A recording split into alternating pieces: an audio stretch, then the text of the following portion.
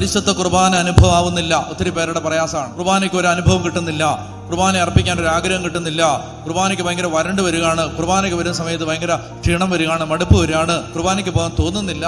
കോവിഡിന്റെ സമയത്ത് ആ വർഷങ്ങൾ കുർബാനയ്ക്ക് പോകാതിരുന്ന ആളുകളുണ്ട്. എന്ന് പറഞ്ഞാൽ കുർബാനയ്ക്ക് അത്രയും സൗഭാഗ്യം, കുർബാനയ്ക്ക് ഇനി പോകണ്ടല്ലോ. അപ്പൊ ഒരുപാട് ആളുകളുടെ മനസ്സിലെ ഒരു ചോദ്യമാണ്, എന്താണ് കുർബാന ഒരു അനുഭവം ആകാത്തത്? ഒറ്റ വാക്കത്തിൽ ഞാൻ ഉത്തരം പറയാം.